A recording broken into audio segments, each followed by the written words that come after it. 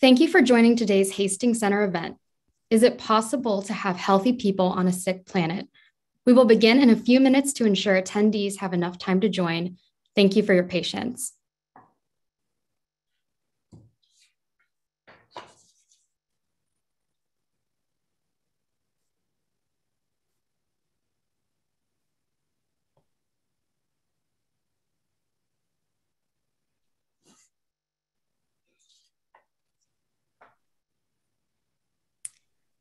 Hi all, thank you for joining today's Hastings Center event. Is it possible to have healthy people on a sick planet? We'll begin in a few minutes to ensure attendees have enough time to join. Thank you so much for your patience.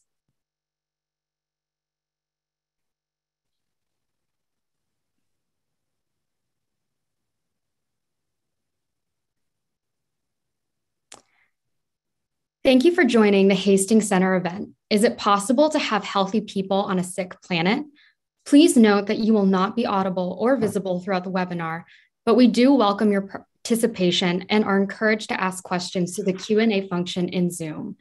This event is being recorded and will be available at the Hastings Center website later today for viewing. It's now my pleasure to introduce Dr. Mildred Solomon, President of the Hastings Center.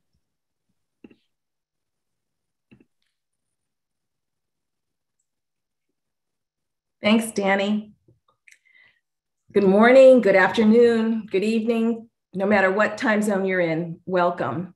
I'm Millie Solomon, I'm president of the Hastings Center, and it is my great pleasure to welcome you to the third annual Daniel Callahan Public Lecture, named in honor of the Hastings Center's co-founder. We're grateful to the Klingenstein family for their great generosity. Both the John and Patricia Klingenstein Fund and the Andrew and Julie Klingenstein Family Foundation underwrite our Callahan Lecture and a number of other activities through which we bring bioethics issues to public attention. Dan passed away in the summer of 2019, 3 days shy of his 89th birthday. Over 5 decades, he produced 47 books, writing across a diverse set of topics from abortion to aging, from healthcare costs to organ donation. A basic through line was his hope that we humans would be able to articulate values and develop ethical guidance so that we would use our biomedical knowledge wisely to build a world capable of supporting human flourishing and the common good. Just months before his death, for what was to be his last project, Dan convened an interdisciplinary group of scientists, environmental ethicists, and other scholars to address global warming and to consider how bioethics might help. It was his last act. And that's why we know he would be especially pleased by today's topic. Can there be healthy people on a sick planet? And he would be delighted by our featured guest, Gary Cohen. I'd like to thank Hastings trustee Blair Sadler for introducing us to Mr. Cohen. That was an inspired connection, Blair. Thank you. Mr. Cohen is going to join us in just a moment, but first I want to mention how our time's going to be structured. Gary and I are going to talk for about 35 or 40 minutes. And during that time, please enter your questions into the Q&A function, not the chat function, Q&A, please. Then, sometime in, Danny will return to let me know what questions you've posed, and I will present them to Gary to take up. We're going to end the whole webinar at 12:55. I'd like to tell you first a bit about Mr. Cohen. He's the co-founder and president of Healthcare Without Harm. It's an international campaign for environmentally responsible healthcare. Healthcare Without Harm is working to prevent disease and illness in society by assisting the healthcare sector to understand the links between a healthy environment and healthy people. It's also helping hospitals become more environmentally sustainable and helping communities build resilience, equity, and community wellness. This initiative already has thousands of member organizations and partners in 70 countries. There are over 1,300 hospital members in the United States alone. One of its many impressive accomplishments is that nearly 4,000 hospital incinerators that were burning toxic medical waste have been shut down, thanks to Gary's leadership. Before he started Healthcare Without Harm, Mr. Cohen helped build coalitions and networks globally to reduce toxic chemical exposure. A pioneer in the environmental health movement, he's published numerous books and articles. In 2013, he was awarded the Champion of Change Award for climate change, and which was an award that was given by the White House. And in 2015, he received the Venerable MacArthur Fellowship Award, you know, those awards that are known as the Genius Award. So, Gary Cohen, please join us. Hi, Millie. Hi there. Hi, Millie. Hi, everyone. Gary, you've called climate change the #1 threat to human health and a medical emergency. So let's start there. Would you give us a kind of primer 101? Walk us through the major ways in which global warming is threatening human health. Okay, well, so for one, the emissions from fossil fuels are killing twice as many people as AIDS, malaria, and tuberculosis combined on the planet. There are millions of people that are dying prematurely from the emissions from fossil fuels and the toxic chemicals that derive from it. We're also learning that climate change will have profound impacts on people's health at multiple levels, from rising temperatures. That means people will be exposed to more and more extreme heat days, more and more flooding as sea level rises. So coastal cities are being impacted, more extreme weather around hurricanes, more air pollution, more waterborne diseases, more anxiety. And we're seeing that already among our youth who are concerned about what kind of future do I have? Should I have children in such a world in crisis? And also the explosion of climate refugees that is going to have already having huge impacts on the politics of many different countries. So it's so many different levels. The climate change will profoundly impact everyone on the planet and will also be a force multiplier for all the racial and social inequities and health inequities that we see in our society and societies all around the world. Say more about that. Explain for folks who are listening in the connection. So what we see is in places where communities that have been redlined, communities of color, there's less tree cover.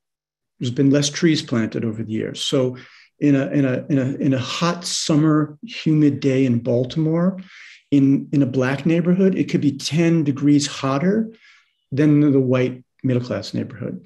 That will lead more people to have respiratory failure, to go to the emergency room.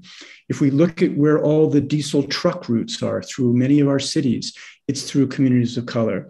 If we look at the fact that many of the increased air pollution factors are going to increase respiratory problems. It's people with pre-existing conditions, people who have less access to healthcare, who have less insurance. We saw with COVID that COVID was a force multiplier. So Black people died at twice the rate of white people. Native people died at 3 times the rate. Climate is also that same force multiplier. And the pandemic itself. I mean, global warming is creating, the erosion of habitat in any case is creating more tick-borne diseases, mosquito-borne diseases. There's a connection there as well. Yeah, so in other words, 25 years ago, dengue fever was in Panama.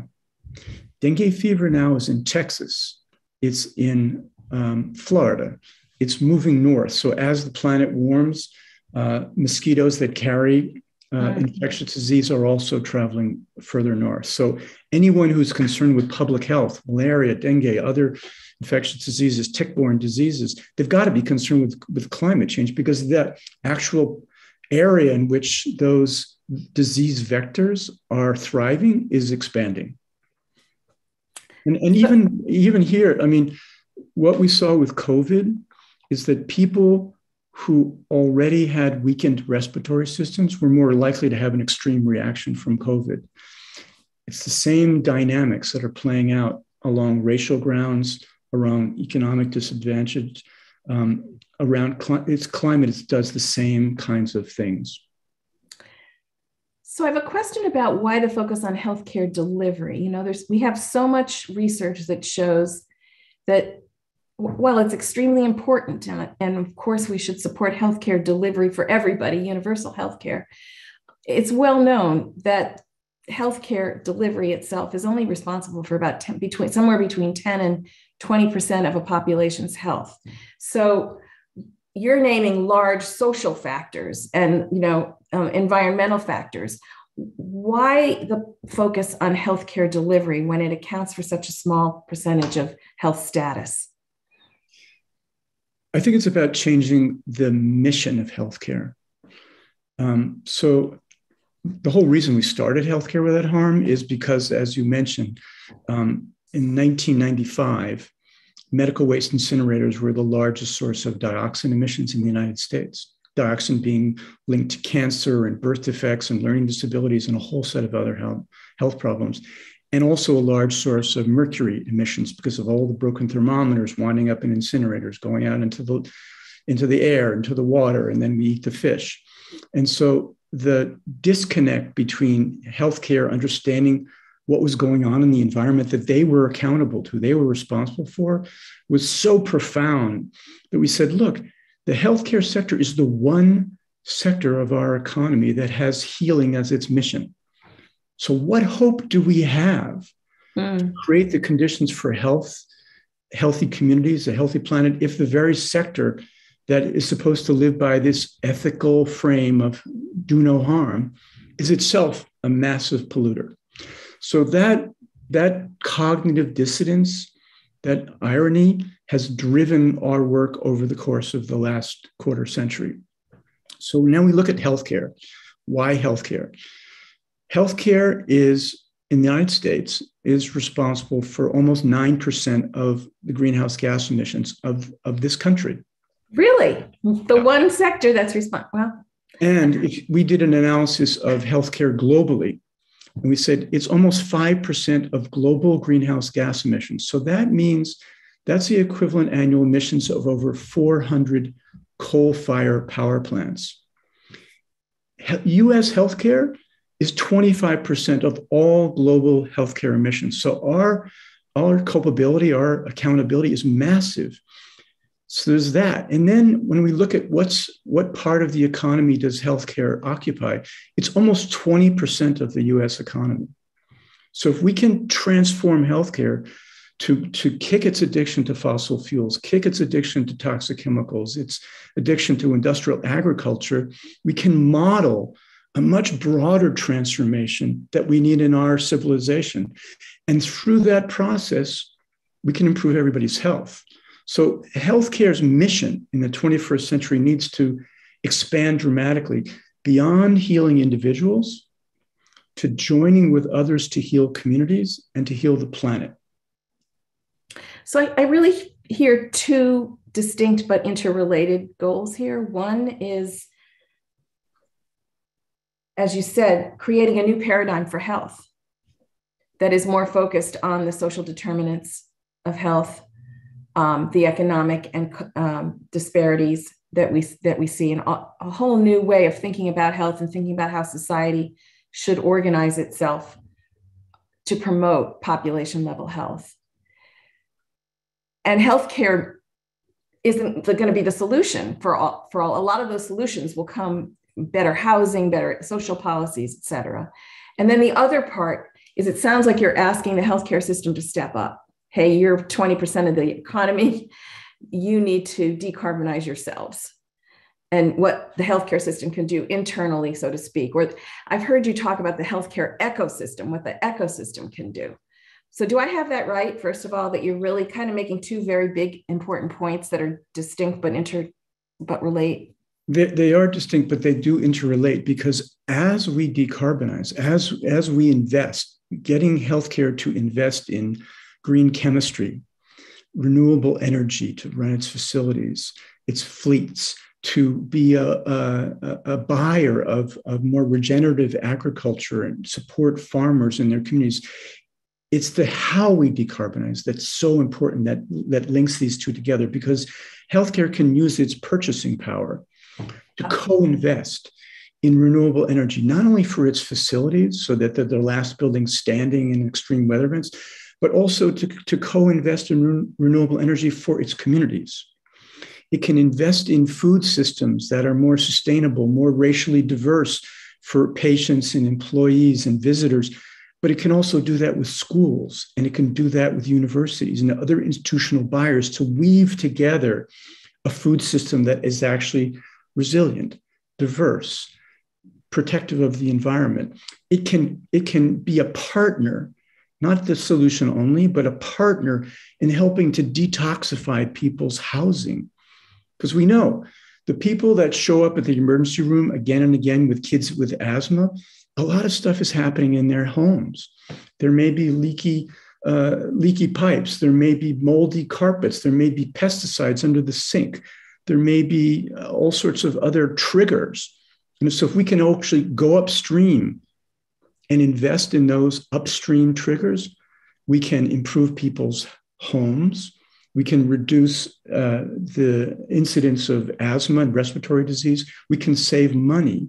So we need to reinvent the incentives of healthcare to support prevention that will build resilience, that can build equity in communities. So it's a big transformation we're about. Big transformation. So I couldn't agree more with the vision that you've just laid out for a new paradigm for health. I just want to push a little bit more on how much we are expecting the healthcare system to do, because I think there's a potential here for, I don't know, putting too much control over this in the hands of the healthcare system, when in fact, there are many experts outside of the healthcare system. Well, you mentioned housing. So for example, the Hastings Center has been working with the Center for Housing at Harvard. And I mean, these are not doctors. They're not part of the healthcare system, but they really know the relationship between housing and health and well-being. And they've really studied this. They're dynamite experts. And yet in our healthcare policy, we've often been asking healthcare systems to solve housing problems, for example. And I'm sure where it goes well, those healthcare systems turn to experts like the folks I just mentioned. But also, I think it can go awry, and we can expect doctors, especially in healthcare systems, to sort of be experts in everything. And we reflect that in our budget priorities. I mean, just compare what we spend on the NIH budget with what we spend on CDC's public health budget. So I'm worried that I think you're calling for a new paradigm for health, but I'm worried that so much is put on healthcare. Tell me why I'm wrong. Well, I think it has a lot to do with relationships, the power relationships. So we need to move away from healthcare as savior and seeing community as deficit. You know, even the language, community health needs assessments. That's what nonprofit hospitals have to assess. So what about the assets in the community? What about the knowledge, the wisdom in the community? So it's about changing the power relationship. So if healthcare shows up as partner, we have purchasing power, we have political power, we have moral suasion, we have clinical power, we have workforce development. These are all different assets. The community has assets as well. So it's about marrying those assets in a partnership model. It's not the savior model. That's also something we have to transform. So you're right. We don't want to load up everything onto healthcare, but healthcare has an enormous amount of money, influence, power in our society. And we need to leverage it for a much broader set of societal values and goods. So I'm agreeing with you. It's the methodology that's really important here. That's great. Now, I think you've twice talked about, or you've mentioned purchasing power. And so I'm inferring that is one big lever for decarbonizing the healthcare ecosystem. Can you talk more about these levers and maybe start with that one? Where is the potential for healthcare systems to decarbonize? Well, so the obvious places which people are focused on is their energy systems. So much of healthcare is fueled by fossil fuels. That can be transformed so that healthcare can actually be fueled by wind and solar.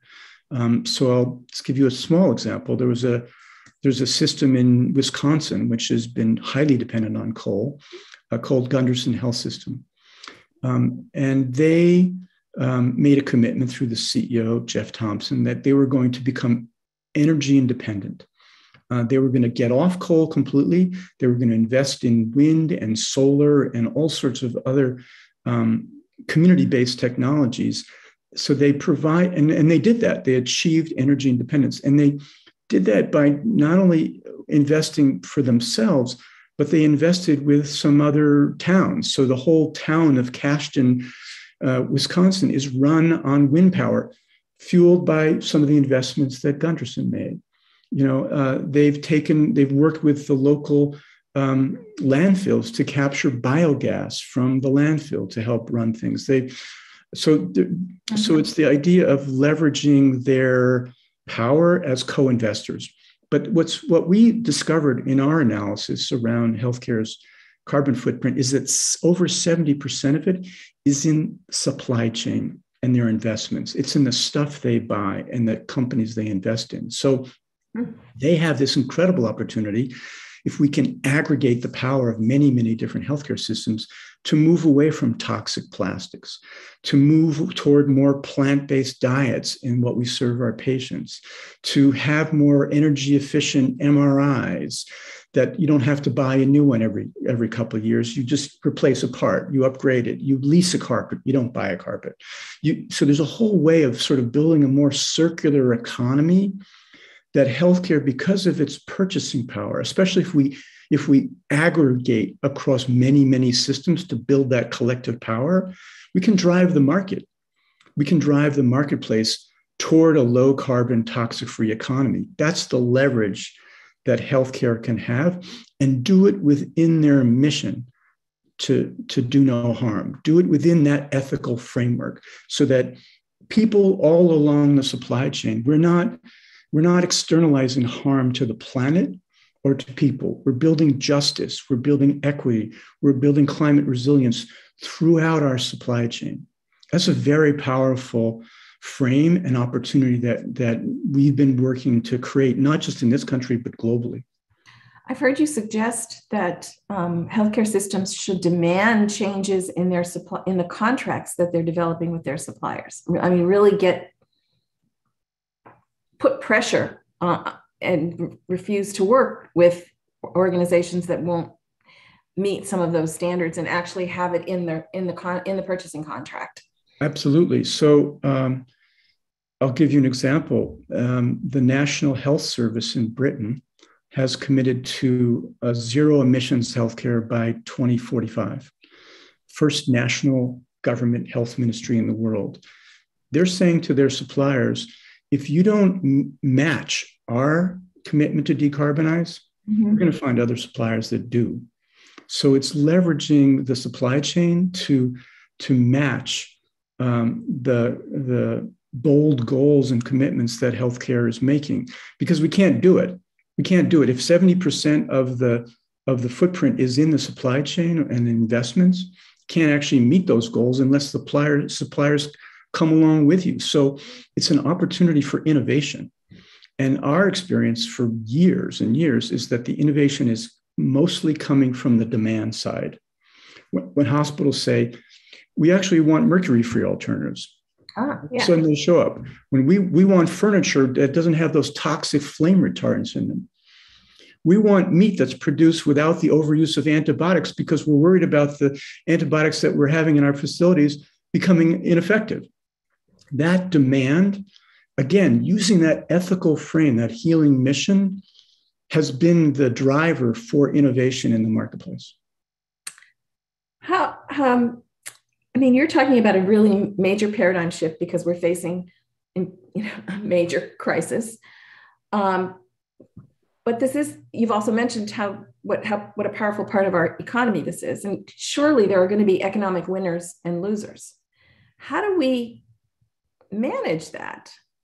What strategies are there? Or do some interests have to be mitigated in some way? We have to phase out fossil fuels and toxic chemicals. That's a massive problem because we built the entire civilization, not just in this country, but around the world, on fossil fuels and toxic chemicals and industrial agriculture.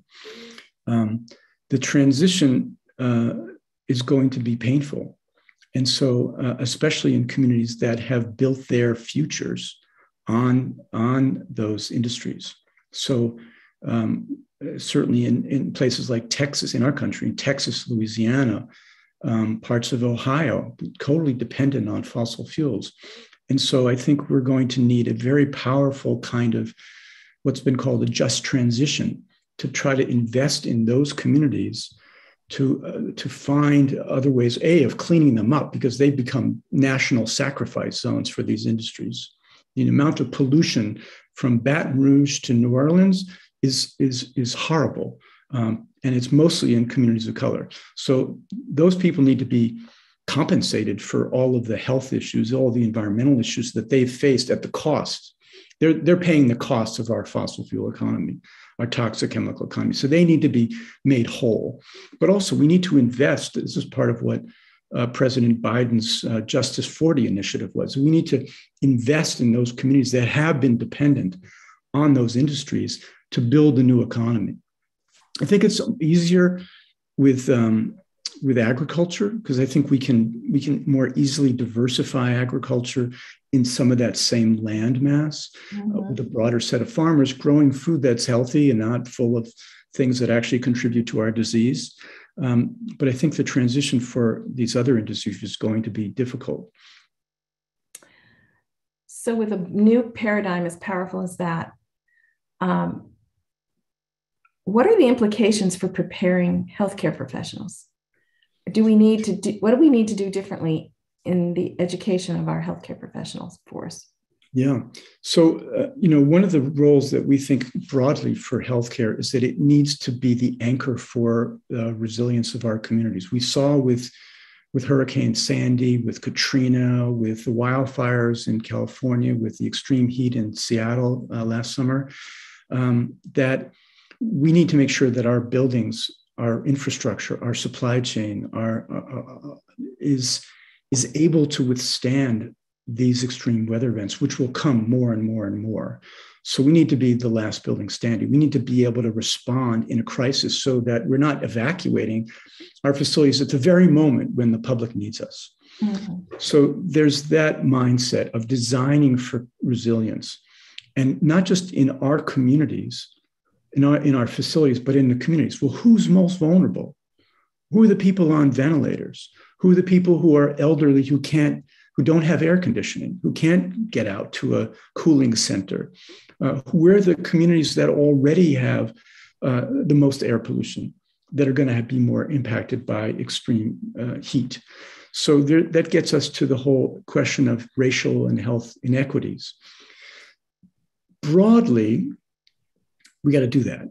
And we got to educate the next generation of health professionals to understand these essential links between climate, equity, and health.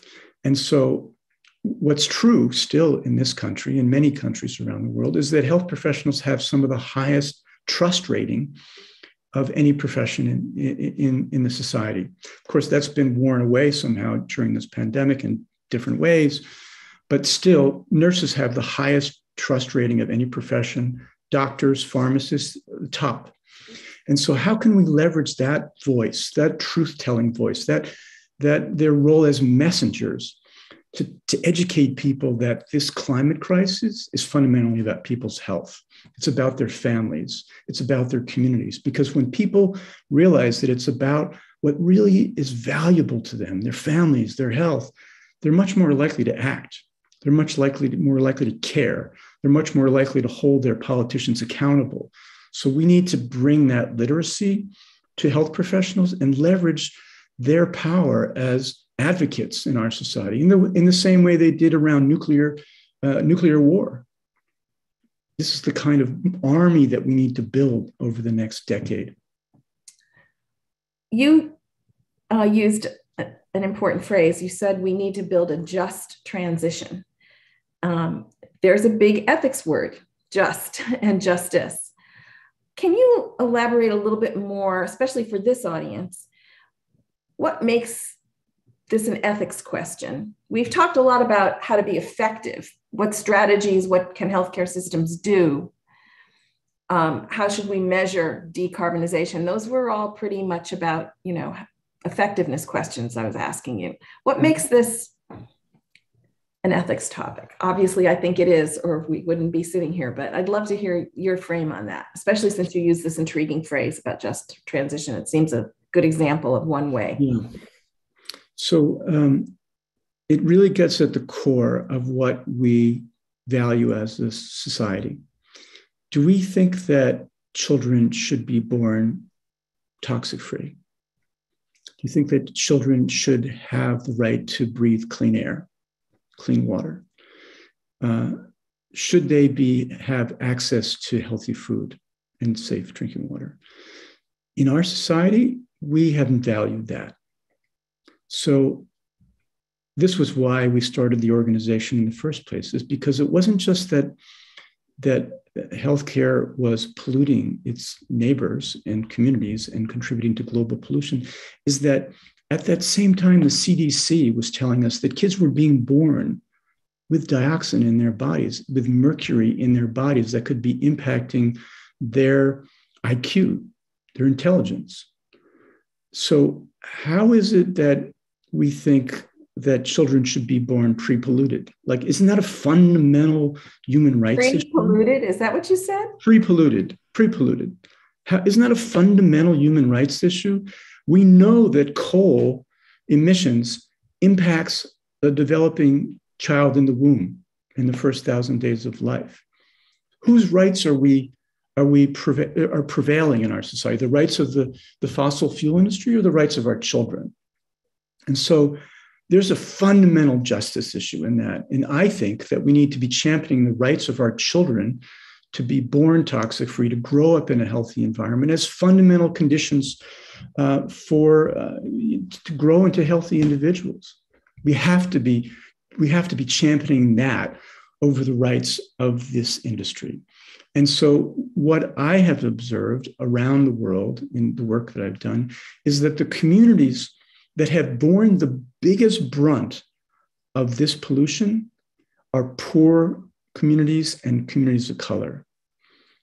They have been the national and global sacrifice zones for this industry. So this industry has internalized the most egregious aspects of the capitalist system, which is you maximize profit and you minimize cost. And the minimizing cost means externalizing, socializing all of the health and environmental costs of their processes. So now the World Health Organization tells us that 9 out of 10 people on the earth are breathing air that's not healthy for them. UNICEF tells us that over 1 billion children's lives and their health are at risk in our lifetime because of the climate crisis.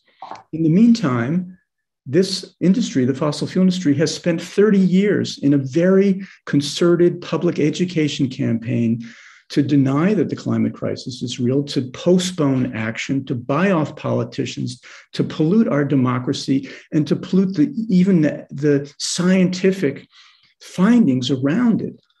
Whose rights should we be championing in this moment in time? To me, that's a justice issue. Thank you, Gary. I'm really glad I asked you to elaborate on that. I think it's time for us to hear from Danny. Danny, feel free to come back on and let us know. I don't know if I have access, but you can choose a question. Yeah, sounds good. One recurring theme that has been present throughout the Q&A is two parts. The first question, more general. You talked a bit about strategies and tools that people can use. Could you expand a bit on that on an institutional level? How can we use these strategies and tools to alleviate climate change contributions? And then secondly, people want to hear more about Gundersen healthcare system and how it started its process of decreasing the use of fossil fuels. How long did it take? And do you know who initiated that process? Yeah, so I'll mention the last one first. So Gundersen, it was really led by the CEO, and he said that we shouldn't be polluting our communities. We're the communities that we serve. And he educated the board about the role that fossil fuels plays in creating diseases in society, and the role that coal played in particular. And so he got the board initially to commit a couple of $1 million to do some energy efficiency initiatives. And that saved them lots of money. And everybody said, well, that was great. What's next? He said, okay, now we're going to do some more investments upstream around wind, around solar. They even at some point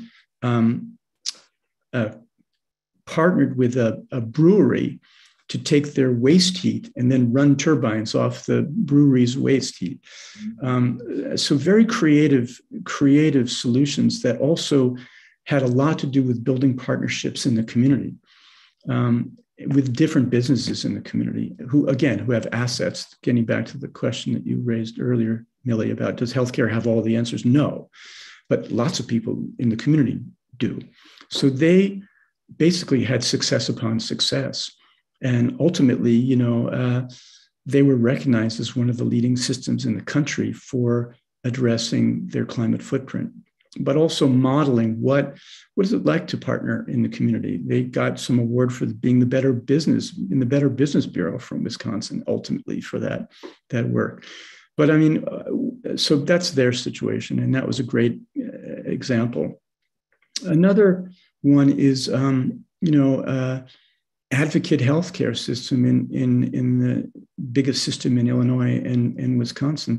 They said, we get that even though the price of fossil fuels is very low, we showed them that price didn't include the emissions that they were responsible for, or the health impacts that they were responsible for, or the healthcare costs that they were responsible for. So we helped them see the externalities that had to do with all these people getting respiratory diseases, all the people coming to the emergency rooms. And so when we internalized that cost, that price per kilowatt hour wasn't cheap at all. And that got them to commit to 100% renewable energy by 2030. I think in other systems, another example is that we're working in the Bay Area and with Kaiser Permanente and Common Spirit and some other systems. And we're saying, look, you guys buy so much food for all of your hospitals, for your patients, for your employees. You have initiatives that are actually trying to now treat food as medicine, to try to feed people who may have had a surgery so they don't come back to the emergency room, or people who are food insecure, or they're living in food deserts. Why not weave all these goals together by investing in more sustainable and racially diverse food systems from farmers in your area? And if we do that together, and we bring in UC Berkeley and we bring in Oakland Unified School District, and we bring in others, we've got huge demand then to say, these are the kind of farmers we want to support. So we're building jobs. We're building a more sustainable agricultural economy in the region. We're addressing food-related diseases, which is one of the biggest costs to the healthcare system. And we're addressing climate because we're not buying food from Ohio or buying it from these industrial huge farms that are using tons of pesticides or genetically modified organisms. We're reweaving, we're healing the land and healing people and healing community all at the same time. We have to multi-solve at this point, where we can be hiring more diverse contractors. Like we did another initiative with a group called the Healthcare Anchor Network, where we said, we're going to have an impact purchasing commitment. What does that mean? You as a healthcare system has to do three things. You have to double your racially diverse spend. So we're building more equitable equity and racial equity in the communities in terms of economic development. You have to localize your spend so to support more, keeping the money inside of the community. And then here's a set of initiatives that are about reducing your climate footprint, reducing your toxic footprint, and buying more sustainable food. You have 14 systems that have signed on to this impact purchasing commitment initially. And just the racial diversity spend is $1 billion.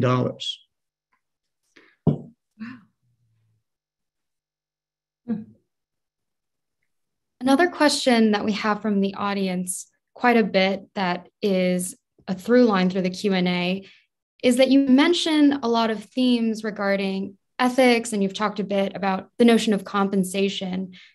But could you talk a bit more about countries and what they owe to other countries in the climate crisis, especially considering the disproportionate impacts? And do you consider perhaps the compensation to be health related? Yeah, so that's a great question. The countries, many times the countries who are going to have the worst impacts from the climate crisis in terms of extreme weather and drought are actually in sub-Saharan Africa, the people that have had the least to do with creating this crisis. So it's an environmental justice issue on a global scale. And so there's a huge justice issue in that. And so when we think now about universal healthcare access and global healthcare goals, we have to prioritize communities and countries that will suffer the worst impacts. And so when we think about that, well, what is that going to look like? Actually solarizing clinics, having clinics run on solar power, having vaccines be refrigerated in solar refrigeration, having solar autoclaves to deal with the waste. That addressing that energy poverty is a critical dimension of what we mean by universal healthcare access, what we mean by climate resilient healthcare. So there's an amazing project that USAID is running where they want to solarize 20,000 clinics in Africa. To me, that's a justice issue. That's addressing the disproportionate impact for people in Africa. It will be true with people who are living along rivers, people in Bangladesh who are living at the delta of the Brahmaputra. They're going to be flooded. We have to address those people's lives and their health as a fundamental justice issue. Thank you, Gary. Danny, is there something else you want to take from the audience? Yeah, perhaps one last question that people are wondering about is, have any professional organizations taken a strong stance on climate change mitigation that you know of?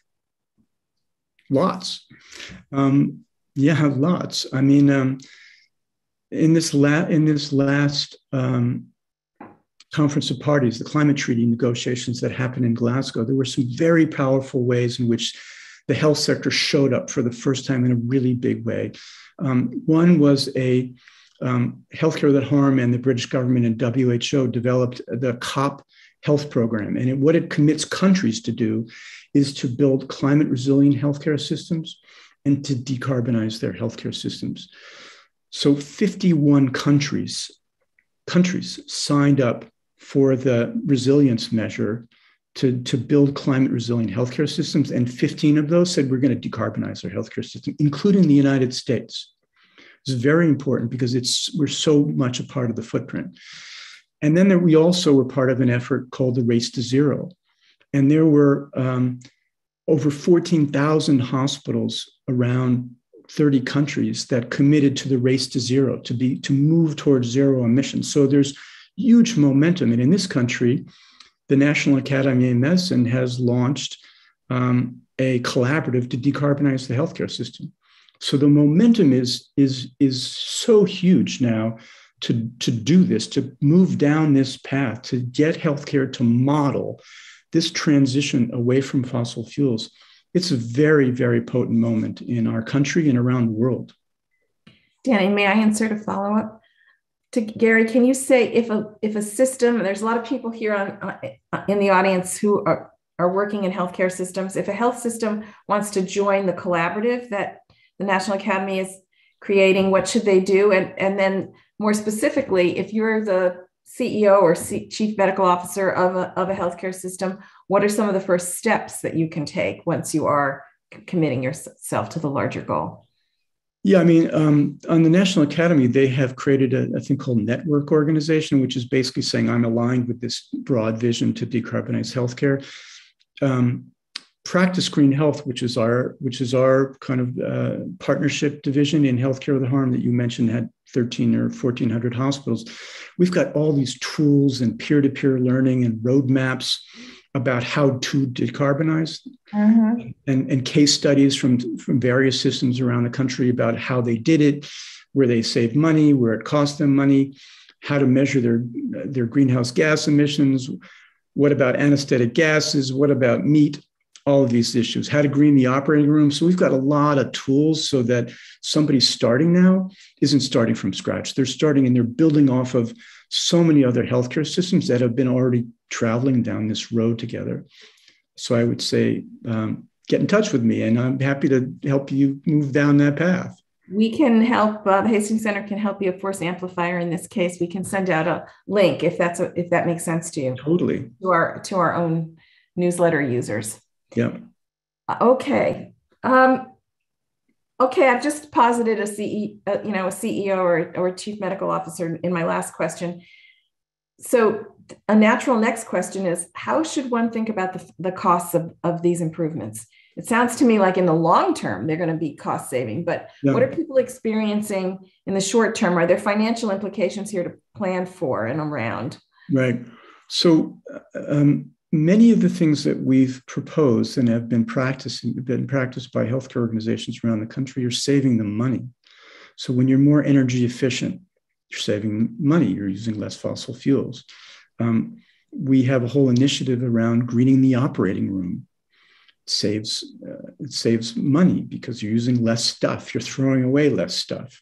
It turns out that the anesthetic gas, which is 2,000 times more potent than carbon dioxide as a climate problem, is the most expensive one. So there's alternatives that are cheaper. It does cost more money to buy more sustainably grown meat than industrialized meat. That costs more money. But if you serve 20% less meat because you're going toward more plant-based diets, which are good for the planet and good for patients' health, then you can address the cost issues. And there's many systems that are making investments in some technologies that have not a 1 or 2 year payback. They might have a 7-year payback. We got to take the long view on this. And even many of them are investing without their money. They're just having to commit to buying renewable energy for a fixed period of time at a fixed cost. And so there's the sort of economics actually work pretty well in this regard. Glad I asked. That shouldn't be a barrier. No. Well, we're closing in on the last part of the webinar, and I'd like to ask you maybe a more personal question if I can. I mean, clearly, Gary, you've committed your whole self to this cause. And I wondered if you could say a little bit about your own personal journey, your own personal motivation for committing yourself to this degree. Tell us a little bit more about you and why you're doing this. Yeah, so I mean, just as Dan Callahan, got a lot of inspiration from his Christian roots. I got a lot of inspiration from my Jewish roots. I grew up as a Jewish boy in the first generation after the Holocaust in Europe.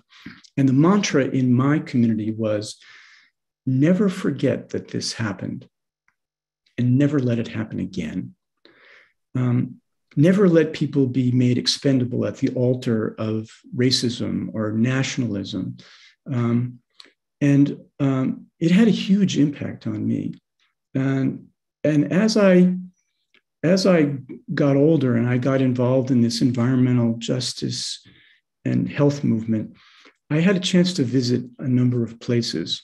One was Bhopal, India, where it was the scene of a Union Carbide pesticide factory that blew up in one night, killing thousands of people and wounding 500,000 others. It's been called the Hiroshima of the chemical industry. And I saw how those people, 37 years later, still suffering health impacts. The factory's never been cleaned up. It continues to leak poisons into the neighborhood, into the drinking water. Union Carbide was sold to Dow. They claim no responsibility. I had a chance to visit places in Texas and Louisiana, where 100 factories are daily polluting black communities all up and down the Mississippi River Delta. I had a chance also ultimately to go to Auschwitz in Poland, which is sort of the ground zero for my culture's collective trauma. And I learned something there that fused my life's work with my cultural trauma. That was really, really powerful. Because what I learned there is that not only did the chemical companies profit from providing the Zyklon B gases that killed millions of people in that concentration camp, but as those starving people were marched every day out of that concentration camp under a sign that said, "Work sets you free," they were being marched down the road to build a petrochemical factory. So in my mind, it's like, what kind of corporate culture finds that acceptable? What kind of corporate culture finds that acceptable that can make people expendable? And to me, there's a through line between what I saw there and what I see in Louisiana and what I see in Bhopal and what I see now that we have in the business model of this fossil fuel and petrochemical industry. We have all become expendable because our health and our lives are not in the balance sheet. And so that is what I am fighting against. That's what it means to be a good Jew for me. That mindset, which can externalize harm to people and planet, that's a big ethical question for me. You're drawing a line from the gas that was used in the crematoria during the Holocaust to climate, to global warming now. That is a remarkable line. And if I understand you, the through line is the expendability of human beings and our health and our health and our lives. And the ability to externalize harm as part of a business model or a corporate model or a country model, that making people expendable, it was such a powerful lesson to resist. And when I go around the world, I just see people are dealing with various levels of intergenerational trauma. We need to be able to tell those stories. We need to be able to resist those who are trying to wipe it from history. We need to join together in our grief, in our hope, in our resistance, in our renewal, in our healing. So we need to heal that culture. That's a really destructive culture that has put the entire planet and all of its inhabitants at risk.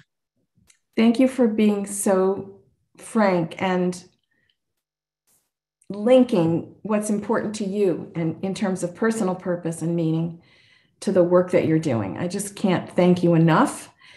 You have 1 more minute. What makes you hopeful, Gary? And then we'll have to say goodbye. What makes me hopeful is being around people that want to transform the world, that want to heal generations of wounds. And I find that there are, these movements all over the world of people who are totally committed to working to solve the world's most pressing problems. It's just so inspirational to see that. And you mentioned Blair Sadler. Blair is actually, he and his wife are funding this next generation of young clinicians who are waking up to this broader mission of healing. So I'm just I'm so inspired, and knowing that, way after I die, there's going to be this incredible flourishing of the greatest movement in human history. Well, I'm very grateful to you, and I think many in our audience must be feeling a lot of gratitude too. Thank you so much. This is an extraordinary hour, Gary. Thanks so much for having me. Thank you. All right. Bye now. Bye. Danny? Thank you all so much for joining us today. A recording will be available shortly on the Hastings Center website, and we invite you to please continue this discussion online on Twitter with the handles @Hastings Center and @MZ Solomon. Thank you again for joining. Thank you. Bye-bye.